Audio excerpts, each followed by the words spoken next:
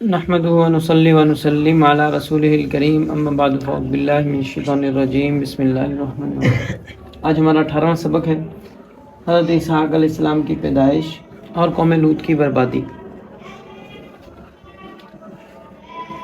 سب سے پہلے ہم یہ سورہ صافات کی آیات ہیں یہ دیکھ لیتے ہیں، جس میں حضرت اسحاق علیہ السلام کی پیدائش کی پہلی بشارت دی گئی کہ وقال اعوذ باللہ من الشیطان الرجیم۔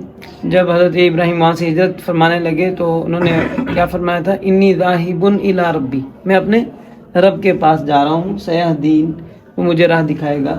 تو اس میں پھر دعا کی ربی حبلی من الصالحین، یا اللہ مجھے نیک عطا فرما۔ وہاں پہ جو دوسری جگہ پہ الفاظ ہیں جو ہم پہلے دیکھ چکے ہیں، الحقنی بالصالحین، وہاں پہ یہ دعا ہے کہ مجھے ایسے لوگوں کا پڑوس نصیب فرما کہ جو نیک صالح لوگ ہوں۔ اور اس آیت میں یہ ارشاد ہے کہ اللہ جو میری اولاد ہے اسے نیک بنا، نیک صالح اولاد مجھے نصیب فرما۔ تو اللہ تعالیٰ ارشاد فرماتے ہیں کہ ہم نے اس دعا پہ، پہلی دعا پہ ان کو اس جگہ میں قیام فرمایا، عطا فرمایا، اور اس دعا پہ ہم نے انہیں جو ہے بیٹے کی خوشخبری دی۔ فبشرناہ بغلام حلیم فلما بلغ معہ السعی۔ اب بیٹے کا نام نہیں ہے لیکن بات پوری بتائی جا رہی ہے کہ بیٹا چلنے کے قابل ہو چکا تھا، اور صرف چلنا نہیں، معہ السعی، والد کے ساتھ چلنے کے قابل ہو گیا تھا۔ والد کے ساتھ چلنے کے قابل کا مطلب یہ ہے کہ والد کی پاؤں کے ساتھ پاؤں رکھتا ہے، والد کی رفتار کے ساتھ جو ہے وہ اس کی رفتار ہے۔ تو یہ تقریباً 12-13 سال کا بچہ ہی اس قابل ہوتا ہے کہ جو والد کے ساتھ چلتا ہے۔ تو فلما بلغ معہ السعی قال یا بنی، تو حضرت ابراہیم علیہ السلام نے اپنے بیٹے کو کہا انی اری فی المنام، میں خواب میں دیکھ رہا ہوں، انی اذبحک، کہ میں تمہیں ذبح کر رہا ہوں، فانظر ماذا تری، اب اپنی رائے بتائیں۔ قال یا ابت افعل ما تؤمر، تو بیٹے نے کہا کہ ابا جان آپ کر گزریے جس کا آپ کو حکم دیا جا رہا ہے، ستجدنی انشاءاللہ من الصابرین، آپ مجھے صبر کرنے والوں میں سے پائیں گے۔ اور یہ جملہ بھی یعنی 13-14 سال کے بچے کا جملہ ہے کہ جو بات سمجھتا ہے، حالات سے بھی واقف ہے، مشکلات سے بھی واقف ہے، پریشانیوں سے واقف ہے، ساری چیزیں سمجھتا ہے، اس کے بعد جو ہے وہ یہ جواب دے رہا ہے ستجدنی انشاءاللہ من الصابرین۔ فلما اسلم، دونوں نے سر تسلیم خم کر دیا، وتلہ للجبین، اور پیشانی کے بل ان کو لٹا دیا، ونادیناہ یا ابراہیم، ہم نے ابراہیم کو آواز دی، قد صدقت الرؤیا انا کذالک نجزی المحسنین، آپ نے اپنا خواب سچ کر دکھایا اور ایسا ہی ہم بدلہ دیتے ہیں احسان کرنے والوں کو۔ ان ھذا لہو البلاء المبین، یہ بڑی آزمائش ہے۔ وفدیناہ بذبح عظیم، اور ہم نے ایک بڑا ذبح ان کے بیٹے کا فدیہ دیا۔ اب وہ ایک مینڈا تو ایک ہی مینڈا ہے، لیکن ذبح عظیم سے یہ پوری امت کی جو قربانیاں ہیں وہ اس میں آ گئی ہیں کہ وہ اس کا فدیہ جو ہے وہ آج تک جو ہے مسلمان ادا کر رہے ہیں، مسلمان آج تک جانور ذبح کر رہے ہیں، تو یہ سارا کا سارا اسی فدیے کے اندر ہے۔ تو فدیناہ بذبح عظیم وترکنا علیہ فی الآخرین سلام علی ابراہیم کذالک نجزی المحسنین انہ من عبادنا المؤمنین وبشرناہ باسحاق نبیا من الصالحین۔ تو جب حضرت ابراہیم علیہ السلام اپنے امتحان میں کامیاب ہو گئے اور اپنا اکلوتا بیٹا، جو واحد بیٹا، اتنی عمروں کے انتظار کے بعد ملنے والا بیٹا، وہ اللہ کے راستے میں جو ہے نچھاور کرنے کے لیے آمادہ ہو گئے، تیار ہو گئے، تو اس کے بعد اللہ سبحانہ و تعالیٰ نے حضرت ابراہیم علیہ السلام کو دوسرے بیٹے کی خوشخبری دی کہ ہم آپ کو دوسرا بیٹا بھی دیں گے اور ان کا نام اسحاق ہوگا۔ کتاب مقدس میں یہاں پہ ایک اور بیچ میں حضرت ابراہیم علیہ السلام اور حضرت سارہ کی ایک اور ہجرت کا ذکر ہے۔ وہ ہجرت یہاں پہ جو ہے یہ بڑی قابل غور ہے۔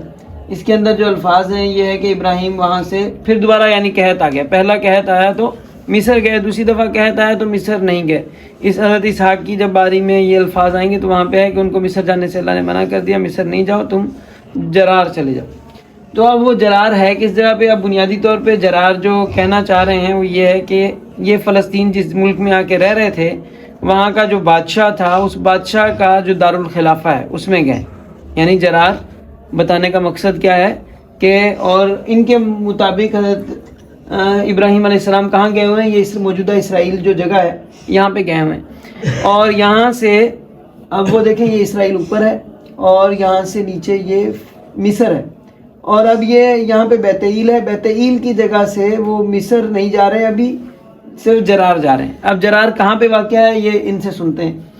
اور ابراہیم وہاں سے جنوب کے ملک کی طرف چلا اور قادس اور شور کے درمیان ٹھہرا۔ قادس ویسے کتاب میں جو ہے وہ خانہ کعبہ کے لیے لفظ استعمال ہوتا ہے ان کی کتاب میں، تو لیکن یہ کہ یہ اسے گھما پھرا جاتے ہیں ہر دفعہ، لیکن یہ اس عبارت کا سیدھا مطلب کیا ہے کہ خانہ کعبہ اور شور مانا سمندر، خانہ کعبہ اور سمندر کے درمیان کوئی جگہ تھی، وہاں گئے، جس کا مطلب بنتا ہے یمن کا علاقہ۔ یہاں پہ جو ہے اور یہ لوگ جس جگہ میں حضرت ابراہیم رہ رہے تھے یعنی سعودی عرب، اس کا دارالخلافہ یہیں پہ تھا۔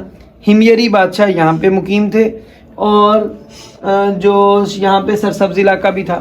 اب وہاں پہ جہاں پہ یہ کتاب میں فٹ کر رہے ہیں وہاں پہ سرسبز علاقہ بیت ایل ہے، سرسبز علاقہ وہاں پہ کیا ہے؟ بیت ایل ہے۔ اور جنوب میں جہاں پہ یہ کہہ رہے ہیں جرار بادشاہ کا دارالخلافہ ہے، وہاں پہ تھر ہے، ٹھیک ہے، وہاں پہ ریگستان ہے۔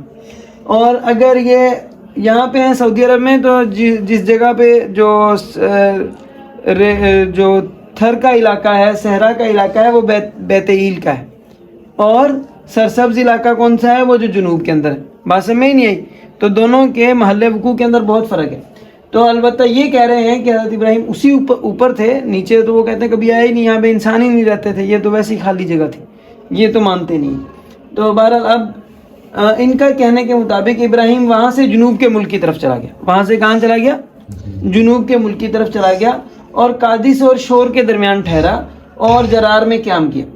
اب جرار اس کتاب میں آگے بھی کئی جگہ پہ آ رہا ہے، اور جگہوں پہ جب جرار آیا وہاں پہ کوئی ساحلی قسم کا علاقہ ہے، لیکن اس جگہ پہ جو بیت ایل سے جنوب کے اندر کوئی ساحل موجود، کوئی سمندر نہیں ہے، کوئی ساحل نہیں۔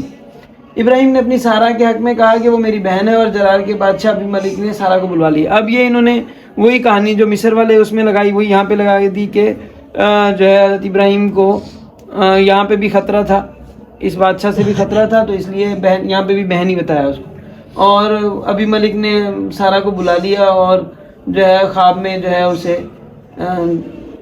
اللہ سبحانہ و تعالیٰ جو ہے وہ نظر آئے، اور اس طرح اسے کہا، اس نے جو ہے وہ ڈر گیا، اور اس نے ابراہیم کو بلا کے کہا کہ تم نے جو ہے یہ کیوں کیا میرے ساتھ، اور میں کون سا ایسا کوئی ظالم تھوڑی ہوں۔ تو حضرت ابراہیم نے کہا میں سمجھا شاید تم بھی مصریوں کی طرح ہوگے۔ تو یہ بات یہاں پہ بتائی، لیکن بظاہر یہ کہانی انہوں نے بیچ میں اضافی کی ہوئی ہے، جس طرح مصر کے اس میں کی، تو یہ یعنی کسی بندے میں کوئی فرق نہیں دکھانا چاہتے ان کے خیال میں۔ یعنی حضرت ابراہیم علیہ السلام نے جب دعا مانگی تھی کہ یا اللہ مجھے کہاں پہ ٹھہرا، ان لوگوں کے پاس ٹھہرا جو نیک صالح لوگ ہیں۔ تو اب ظاہری بات ہے کہ وہ آ کے رہے ہی نیک صالح لوگوں کے اندر رہ رہے تھے، تو ان سے حضرت ابراہیم علیہ السلام کو اس طرح کا اندھیر نگری نہیں تھی کہ ہر جگہ حضرت ابراہیم علیہ السلام کو اپنی بیوی کے اوپر خطرہ ہو، اور ہر جگہ جو بھی بادشاہ جائے تو وہ بادشاہ جو ہے جا کے پہلے سارے جو بھی رعایا میں نیا بندہ آ رہا ہے تو اس کی بیگم ہی بلا لے۔ تو بہرحال یہ اگر یمن کے لوگ ہیں اور بظاہر یہ یمن کے ہی لوگ ہیں، تو یہ ایسے ایک تو یہ کہ ایسی برائیوں کے اندر نہیں ہے، دوسرا یہ کہ حضرت ابراہیم کو جانتے ہیں۔ ابھی جو سابقہ میں جنگ کا ذکر آیا ہے، اس جنگ میں حضرت ابراہیم نے ان کی مدد کی ہے، تو اب وہ بادشاہ انہیں جانتے ہیں۔ تو اب یہ کیسے ہو سکتا ہے کہ اتنی جلدی جو ہے وہ حضرت ابراہیم علیہ السلام کو، ابھی کل حضرت ابراہیم نے ان کی مدد کی ہے اور دوسرے دن، یعنی اتنا تو نہیں عرصہ، بیچ میں کوئی 2-3 سال لگ گئے ہوں گے، لیکن 2-3 سال میں بھی بندہ اتنی جلدی بندے کو نہیں جو ہے بھولتا نہیں۔ تو بہرحال یہ واقعہ ان کی کتاب کے اندر دوسری ہجرت کا ذکر ہے۔ تو اب سوال یہ پیدا ہوتا ہے کہ یہ جرار کون سا جرار ہے، یہ کہاں پہ ہے جرار؟ یہ جرار جو ہے نا یہ ان کو خود نہیں مل رہا، یعنی یہودیوں کو اس جرار کو ڈھونڈتے ہوئے خود پریشان ہوگا۔ اب انہوں نے اس میں 4 جگہیں بتائی ہیں۔ اب وہ 4 جگہیں جو انہوں نے بتائی ہیں یہ ممکنہ طور پہ یا ادھر جرار ہو سکتا ہے، یا ادھر غزہ کی پٹی کے ساتھ جرار ہو سکتا ہے، یا تھوڑا اوپر جرار ہو سکتا ہے، یا سامنے جرار ہو سکتا ہے۔ اب انہوں نے ثابت جرار کہاں پہ کرنا؟ اسی ملک میں جس ملک میں حضرت ابراہیم رہ رہے ہیں، جس ملک میں حضرت ابراہیم رہ رہے ہیں جرار انہوں نے ثابت اسی ملک کا دارالخلافہ کرنا ہے، وہ جو جن لوگوں میں رہ رہے تھے انہی لوگوں کا دارالخلافہ ثابت کرنا ہے۔ اور اب وہ دارالخلافہ کتاب میں کیا ہے کہ وہ کیا ہے؟ جنوب میں۔ کہاں پہ؟ جنوب میں۔ اب جنوب میں وہاں سے جہاں پہ حضرت ابراہیم رہ رہے ہیں اور اس کے جنوب میں کیا ہے؟ صحرا ہے۔ اب ظاہری بات ہے کہ بادشاہ اگر ایک ملک کا ہے وہ بھلا ریگستان میں جا کے کیوں رہے گا؟ ایسی جگہ پہ کوئی کیوں رہے گا؟ تو اور دوسرے نمبر پہ اگرچہ وہ اتنا صحرا نہیں ہے لیکن بہرحال باقی سارے علاقے کی بنسبت وہ پھر بھی یعنی رہنے کے قابل نہیں ہے. بادشاہ تو ظاہری بات ہے ایک اچھی جگہ جو ملک کے اندر سب سے اچھی جگہ ہوتی ہے بادشاہ وہاں پہ قبضہ کرتے ہیں. ٹھیک ہے. اور دوسری بات یہ ہے کہ جب یہی جرار تھا تو حضرت ابراہیم جب پہلے جا رہے تھے مصر جا رہے تھے تو رستہ تو یہیں جاتا ہے نا, جنوب سے ہو کے گئے تھے. تو اس وقت یہ بادشاہ کہاں گیا تھا؟ یہ اچانک بادشاہ ظاہر ہو گیا ہے. پہلے بھی تو اسی رستے سے ہو کے گئے تھے کیونکہ یہاں سے جب بیت ایل سے آ رہے ہیں تو یہیں سے ہو کے گئے. تو اس وقت یہ بادشاہ کہاں گیا, اس کو کیسے سائڈ میں کیا اور اس وقت حضرت سارہ کو کیسے بچایا تھا. اور اس کے بعد پھر اگر بیت ایل جیسے علاقے میں جو سرسبز علاقہ ہے جہاں پہ جو ہے وہ یعنی آپ سمجھ لو کہ دنیا کی سب سے بابرکت جگہ ہے جہاں پہ سب سے زیادہ اللہ نے روزی رکھی ہے, اگر وہاں پہ قحط آ گیا ہے تو یہ اس میں جو صحرا کے اندر ہے وہاں پہ کیسے جو ہے وہ روزی کا بندوبست ہو سکتا ہے. تو دوسری طرف یہ کہتے ہیں کہ یہ ہو سکتا ہے کہ چلیں یہ غزہ کی پٹی کے ساتھ جو موجودہ غزہ کی پٹی یعنی جو یہاں سے مغرب کے اندر واقع, تو پھر یہ جنوب کے اندر نہیں, یہ علاقہ جنوب کے اندر نہیں, یہ تو مغرب کے اندر واقع ہے. زیادہ سے زیادہ آپ کہہ لیں جنوب مغرب میں ہے, بہرحال مغرب میں. اور یہاں پہ شور کا لفظ استعمال ہوا ہے تو جنوب کے اندر جو جائیں گے تو شور کے درمیان, قادس اور شور کے درمیان. تو شور کا معنی اردو میں تو سمندر کیا جاتا ہے, اب اصل عبرانی زبان میں جو لفظ ہے تقریباً یہ ترجمہ پرفیکٹ کرتے ہیں. یہ میں نے ان کی زبانوں کے مختلف زبانوں کے ترجموں کا کمپیئر کیا ہے تو کسی ایک زبان میں جو ترجمہ ہے نا آپ جس بھی زبان میں دیکھ لو اس کا وہی ترجمہ بن رہا ہے. ترجمہ انہوں نے بڑا ایکوریٹ قسم کا ترجمہ کیا ہوتا ہے. تو مطلب یہ کہ یہاں پہ سمندر کا لفظ بتایا جا رہا ہے تھوڑا, تو سمندر یہاں پہ موجود نہیں ہے جنوب کے اندر. تو جنوب کے اندر اگر سمندر ہے تو وہ وہی یمن کے پاس ہے, اور اگر آئے ہیں تو جنوب میں آئے ہیں, سمندر کے پاس آئے ہیں, تو ظاہری بات ہے کہ سمندر سے پہلے آئے ہیں تو وہ یہی علاقہ ہے. یہ آپ کے سامنے کچھ یہ وہ جو ان کے دونوں نقشے ہیں وہ دوبارہ پیش ہیں کہ آپ دیکھیں بیت ایل جو ہے نا اس جگہ پہ, اب بیت ایل سے ہجرت کر کے جانا کہاں کو ہے؟ جنوب کو. یہ علاقہ جنوب ہے. اب یہاں سے جنوب کو جائیں گے تو یہاں سے جنوب میں جا کے عرب کا وہ شروع ہو رہا ہے. اور یہ سارا اب یہاں پہ جنوبی قطع لکھا ہے, مثلا یہاں پہ جنوبی قطع ہے تو یہاں پہ بھی یہ سارا صحرائی علاقہ ہے. یہ وہی صحرا ہے جس کے اندر یہ بعد میں یہ کہتے ہیں کہ وہاں سے آنے کے بعد جس صحرا میں ہم جو ہے وہ ہوتے رہے, خوار ہوتے رہے, تو یہ صحرا وہی ہے. یعنی مصر اور اسرائیل کے درمیان جو صحرا ہے وادی تئی اور یہ صحرائے سینا جسے کہتے ہیں, یہ وہ والا صحرا ہے. تو اس صحرا کے اندر بھلا بادشاہ نے کیوں آ کے جو ہے وہ رہنا ہے. یہ آج کا موجودہ جو اسرائیل کا نقشہ ہے اس میں دیکھیں یہاں پہ بیت ایل جو ہے وہ یہ جگہ. اب بیت ایل سے اب یہ یہاں پہ کوئی علاقہ بھی یہاں پہ جرار نام نہیں دیا گیا, حالانکہ کتاب میں بعد میں بھی نام جرار آیا ہے. اور میں نے جو کتاب کے الفاظ کا تتبع کیا ہے اس میں مجھے صرف جرار ایک لفظ نظر آیا ہے جو کہ یمنی نہیں ہے, یمنی یا سعودی نہیں ہے, بلکہ یہ لفظ واقعی اسرائیلی لفظ ہے. یعنی جو ایک لفظ اسرائیل کا ہے اس کے ساتھ انہوں نے ساری دوسری طرف کی کہانی جو ہے وہ لگا دی ہے. تو جرار کا لفظ, جرار ایک واحد شہر ہے جو کہ اسرائیل کا, جس کے اندر حضرت ابراہیم بھی آئے ہیں, حضرت اسحاق بھی آئے ہیں, حضرت یعقوب بھی آئے ہیں. تو یہ بظاہر یہ جو موجودہ یروشلم ہے یہی علاقہ جرار تھا. تو اب اگر یہ اس کو یہ جرار دکھا دیں گے تو یروشلم کہاں دکھائیں گے؟ ان کا مسئلہ یہ ہے. تو حضرت ابراہیم علیہ السلام جب مصر میں آئے تھے تو مصر میں قحط کے زمانے میں آئے تھے, اس زمانے میں وہ یہاں پہ آئے ہوں گے, اللہ نے دکھایا ہوگا کہ یہاں پہ ہم نے جو ہے آپ کی اولاد کو یہاں پہ بسائیں گے. تو اور اس کے بعد اسی طرح حضرت اسحاق علیہ السلام بھی جب شادی کرنے جا رہے تھے ہاران میں تو وہ بھی رستے میں یہاں پہ رکے, حضرت یعقوب علیہ السلام بھی یہاں پہ تشریف لائے. تو بظاہر یہ جرار, یہ یروشلم, موجودہ یروشلم جو ہے شہر کا اصل نام جرار تھا. اور انہوں نے کیونکہ تحریف کے اندر سارے علاقے وہاں پہ لے گئے تو اب انہوں نے اب جرار ان کو مل نہیں رہا کہ رکھیں کام میں. تو بہرحال اب یہ اس واقعے سے اصل بات یہ سمجھ میں آتی ہے کہ یہ جنوب میں گئے ہیں بظاہر یہ جو رہ رہے تھے حضرت ابراہیم علیہ السلام, کیونکہ وہ اس زمین پہ رہ رہے تھے, سعودی عرب میں رہ رہے تھے, اور یہاں سے جنوب میں جاتے ہیں. ظاہری بات ہے اگر یہاں پہ سبزہ نہیں ہوا, مدینہ میں سبزہ نہیں ہوا, خانہ کعبہ میں بیت ایل کے پاس سبزہ نہیں ہوا, تو ظاہری بات ہے کہ یمن تو سرسبز علاقہ ہے, وہاں پہ تو سبزہ ہے ہی ہے, اور وہاں پہ گئے ہوں گے. اب سوال یہ پیدا ہوتا ہے کہ یہ ابی ملک جس کو کہا گیا ہے, یہ ابی ملک کون سا بادشاہ ہے؟ یمن کے جو بادشاہ اس زمانے میں حضرت ابراہیم علیہ السلام کے دور میں موجود تھے وہ کون کون سے بادشاہ تھے, اور یہ ابی ملک ان میں سے کون سا بادشاہ؟ حضرت ابراہیم علیہ السلام کے زمانے میں بظاہر یمن کے 3 بادشاہ گزرے ہیں. ایک تو ذوالقرنین ہے. ذوالقرنین کے بارے میں ہمیں یہ پتہ چلتا ہے کہ ذوالقرنین جو ہے دراصل آپ کو پہلے میں نے بتایا تھا کہ یمن میں 2 خاندان حکومت کر رہے تھے. ایک ہمیری خاندان تھا اور ایک کہلانی خاندان تھا. یعنی یہ دونوں سبا کے بیٹے تھے اور سبا نے اولاد، کہلان جو ہے وہ زیادہ طاقتور تھا، ہمیر بڑا بیٹا تھا. سبا نے اپنے بیٹوں میں حکومت تقسیم کر دی تھی کہ یمن کے لوگوں کو کہا کہ یہ دونوں میرے بھائی ہیں، میرے بیٹے ہیں، دونوں کو ایک دوسرے کے ساتھ مل کے رہنا ہے. تو لہٰذا یہ جو ہے یمن جو میرے دائیں طرف کا علاقہ ہے، یہ ہمیر کا جو علاقہ ہے، یہ بظاہر اس نے فیصلہ خانہ کعبہ کے پاس بیٹھ کے کیا ہوگا. تو اس وجہ سے دائیں طرف کا جو علاقہ ہے اس کا وہ کیا کہلایا؟ ہمیر کہلایا، یمن کہلایا. اور یہ علاقہ دیا ہمیر کو. اور یہ جو اس طرف کا علاقہ ہے بائیں طرف کا، اگر آپ اس طرف منہ کریں گے تو یہ بائیں طرف کا ہے. تو عمان کا اور یہ جو اس طرف والا جو سائڈوں والا علاقہ ہے سعودی عرب تک کا، عمان سے اوپر، تو یہ علاقہ کہلان کو دیا.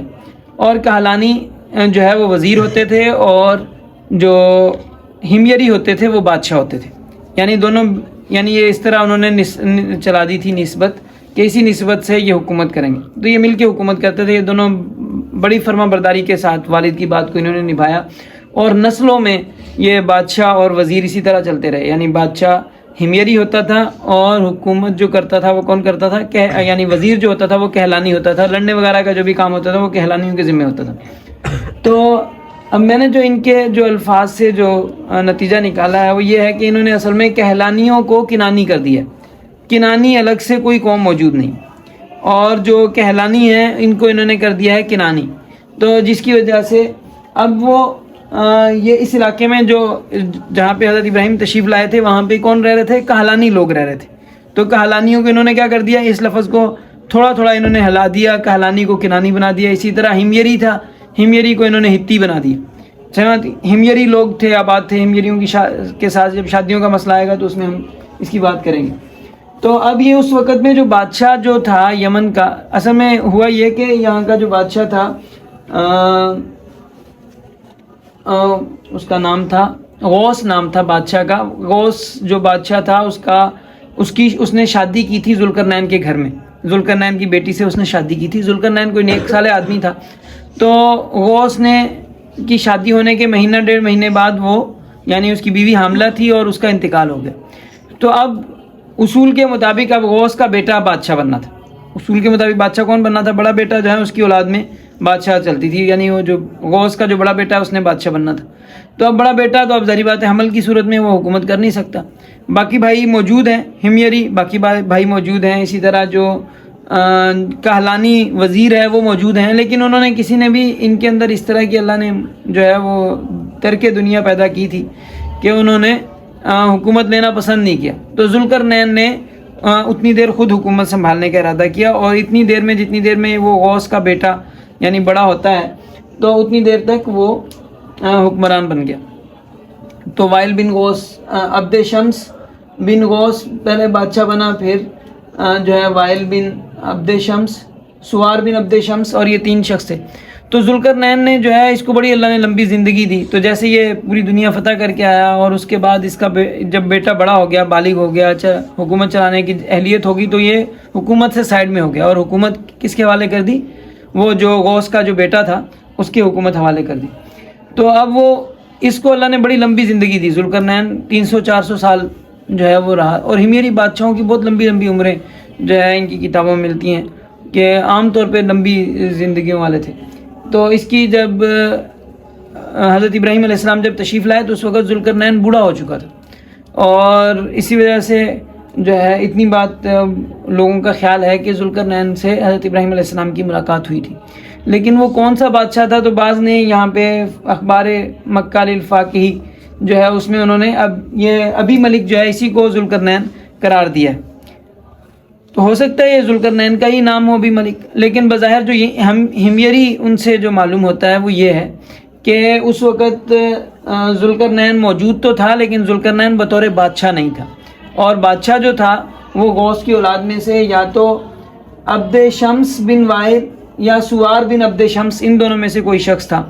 اور وائل بن غوث جو ہے وہ بیٹا تھا جو جس کو ذوالقرنین نے حکومت حوالے کی تھی. پھر وائل بن غوث کا بھی انتقال ہو گیا. اس کے بعد عبد شمس بن وائل یا سوار بن عبد شمس، ان دونوں میں سے کسی ایک نے جو ہے وہ ہو سکتا ہے دونوں حضرت ابراہیم سے ملے ہوں. جب جنگ کے موقع پہ وہ عبد شمس بن وائل ہو، اور جب یہ یہاں پہ حضرت ابراہیم علیہ السلام دوبارہ جب ہجرت کر کے یمن جا رہے ہیں تو اس وقت سوار بن عبد شمس ہو اور اس کا انتقال ہو گیا ہو.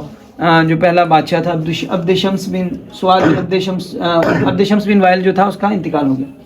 تو بظاہر یہ ہے کہ اس میں انہوں نے خواہ یہ برائی کی جو کہانی ڈالی ہے کہ تو یہ ایک اضافی چیز ڈالی ہے. بظاہر وہ ایسے لوگ نہیں تھے. انہوں نے ساری دنیا پہ حکومت کی تھی اور وہ لوگوں کی جو ہے وہ اس طرح لوگوں کی خواتین پہ قبضہ کرنے والے نہیں تھے. اور بہرحال فلسطینی نام نہیں ہے، اس کو صرف خلط مبحث کے لیے انہوں نے اس میں ایڈ کر دیا.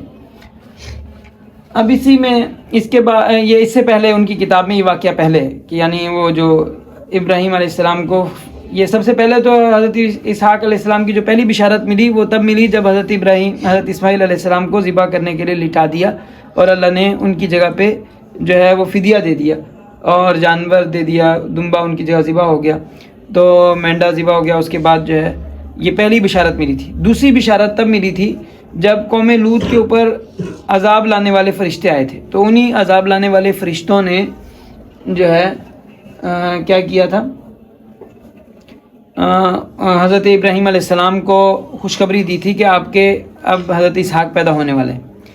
تو جب یہ خوشخبری دینے والے فرشتے آئے تو یہ انسانی شکل میں آئے تھے، اور انسانی شکل میں آئے. حضرت ابراہیم علیہ السلام ایسے سخی آدمی تھے کہ وہ اکیلے کھانا نہیں کھاتے تھے جب تک کوئی مہمان ان کو نہ ملے.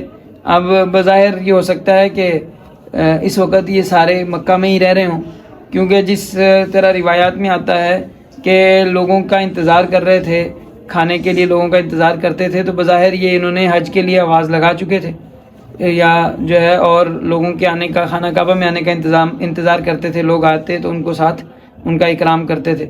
یا یہ کہ مدینہ کے اندر ہی رہتے ہوں، وہاں پہ جو مقامی لوگ ہیں جو ہے وہ بھی سارے اسی طرح کے سخی ہوں گے، یا کوئی لوگ نہ ہوں گے، آس پاس میں کم لوگ ہوں گے. تو بہرحال حضرت ابراہیم علیہ السلام بڑے مہمان نواز تھے اور ان کی یہ خواہش ہوتی تھی کہ کوئی مہمان آئے اور اس کے ساتھ کھانا کھائیں، اکیلے کھانا نہ کھائیں. تو جیسے ہی مہمان ان کے سامنے آئے تو انہوں نے کھانا ان کے سامنے پیش کیا. کھانا انہوں نے کھانے سے انکار کر دیا. تو حضرت ابراہیم علیہ السلام کو تشویش ہوئی. تو اس پہ انہوں نے بتایا کہ ہم فرشتے ہیں، کھانا نہیں کھاتے. کیونکہ اس زمانے میں بعض مفسرین کا خیال یہ ہے کہ تشویش ہونے کی وجہ یہ ہے کہ اس زمانے میں لوگ اگر کسی جگہ بری نیت سے جاتے تھے تو اس کے گھر کا کھانا نہیں کھاتے تھے تاکہ کہیں نمک حرامی نہ ہو جائے. تو بہرحال اس کی یہ چلی ہوئی باتیں تو اس میں. اور حضرت ابراہیم علیہ السلام بہرحال جو الفاظ یہ کتاب مقدس کے اندر بھی ہے کہ حضرت ابراہیم علیہ السلام تھوڑے پریشان ہوئے تو انہوں نے ان کو بتایا کہ ہم فرشتے ہیں اور آپ کو خوشخبری دینے ہیں. تو حضرت ابراہیم علیہ السلام کی اہلیہ سارا جو ہے وہ ہنسنے لگ گئیں اور کہنے لگیں. دونوں ضعیف ہو گئے تھے، بڑی عمر کے تھے، 100 سال عمر حضرت ابراہیم علیہ السلام کی ہو گئی تھی. تو وہ کہنے لگی کیا سچ مچ میری اتنی عمر ہونے کے بعد یہ ہو سکتا ہے؟ میرا شوہر بھی بوڑھا ہو چکا ہے. تب خداوند نے ابراہیم سے کہا کہ سارا یہ کہہ کر کیوں ہنسی کہ وہ اتنی بوڑھی ہو گئی، اسے بچہ نہیں ہوگا، کہ اللہ نے تو تم لوگوں پہ پہلے اتنی احمتیں کی ہیں. یہ وہی واقعہ ہے، قرآن کریم سے ملتا جلتا واقعہ ہے جو قرآن کریم میں بھی موجود ہے. قرآن کریم کے الفاظ ہیں اعوذ باللہ من الشیطان الرجیم هل اتاک حدیث ضیف ابراہیم المکرمین، کیا آپ کو ابراہیم کے مہمانوں کی خبر آئی ہے؟ تو اذ دخلوا علیہ فقالوا سلاما، جب وہ آئے اور آ کے سلام کیا، قال سلام قوم منکرون، تو انہوں نے کہا اجنبی لوگ ہیں.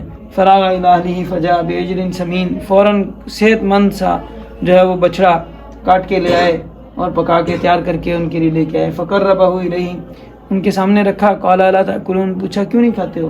فاوجس منہم خیفہ، تو جب انہوں نے نہیں کھایا تو حضرت ابراہیم کو تھوڑے اوپرے لگے کہ یہ اجنبی لوگ کیوں کھانا نہیں کھا رہے ہیں. قالوا لا تخف، کہنے لگے آپ کو ڈرنے کی ضرورت نہیں. وبشروہ بغلام علیم، اور انہوں نے علم والے لڑکے کی خوشخبری دی. فاقبلت امرأتہ فی سرۃ، تو ان کی جو اہلیاں ہیں وہ آئیں پردے کے اندر. فسکت وجہہا وقالت عجوز حکیم، تو وہ جو ہے وہ مسکرا رہی تھیں اور انہوں نے کہا کہ بھلا یہ بڑھیا بانج بوڑھی، ایک تو ہے صرف بوڑھی ہونا، صرف بوڑھی کے بچہ نہیں ہوتا، صرف بانج کے بچہ نہیں ہوتا، یہ بوڑھی بھی ہے اور بانج بھی ہے. اور اس کو تم جو ہے وہ خوشخبری دے رہے ہو. قالوا كذلك قال ربك انه هو الحکیم العلیم. فرشتوں نے کہا ہم تو پیغام دینے والے ہیں, اللہ نے کہا ہے تو ہوگا. انه هو الحکیم العلیم. قال فما خطبكم ايها المرسلون. تو حضرت ابراہیم علیہ السلام نے پوچھا ان سے کہ تم مسئلہ کیا ہے, تم اتنے اوپرے سے لگ رہے ہو. قالوا انا ارسلنا الى قوم مجرمین. ہم مجرموں کو سزا دینے آئے ہیں. لنرسل علیہم حجارۃ من طین. تاکہ ہم ان پر مٹی کے پتھر برسائیں. مصومۃ عند ربک للمسرفین. جو تیرے رب کی طرف سے نشان زدہ ہیں حد سے تجاوز کرنے والوں کے لیے. اس واقعے کو دوسری جگہ پہ اور زیادہ وضاحت کے ساتھ ذکر فرمایا. فلما ذهب عن ابراہیم الروع. جب حضرت ابراہیم علیہ السلام سے روب ختم ہو گیا. وجاءته البشرى. خوشخبری بھی مل گئی. یجادلون فی قوم لوط. تو ہم سے قوم لوط کے بارے میں جھگڑنے لگ گیا. کتاب مقدس میں یہاں پہ الفاظ ہیں کہ حضرت ابراہیم نے کہا کہ اگر وہاں پہ 40 بندے ہوئے تو بھی تم جو ہے انہیں تم عذاب دو گے. انہوں نے کہا اگر 40 بندے ہوئے تو بھی ہم عذاب نہیں دیں گے. انہوں نے کہا اگر 10 ہوں گے تو بھی عذاب دے دو گے. انہوں نے کہا 10 بھی ہوئے تو بھی عذاب نہیں دیں گے. تو اس طرح جو ہے حضرت ابراہیم علیہ السلام نے بہت اس کو کہا. حضرت ابراہیم کا خیال تھا کم از کم اتنے بندے تو ہو ہی جائیں گے کہ کم از کم وہاں پہ حضرت لوط علیہ السلام نے شادی کی ہے, ان کے جو ہے وہ بچے ہیں, اور پھر ان جو بچیاں ہیں ان کی شادیاں کر دی ہیں, داماد ہیں, جو ہے شہری رشتہ ہوتا ہے, تو سسرال ہے ان کا. تو ظاہری بات ہے ان لوگوں میں کچھ نہ کچھ لوگوں نے تو دین قبول کیا ہوگا. بالکل ہی ایسے دین چھوڑ کے بیٹھے ہوئے ایسا تو نہیں ہوگا. تو حضرت ابراہیم کا خیال تھا کہ اگر اتنے بندے کم از کم 10 بندے ہوں گے تو بھی عذاب سے بچ جائیں.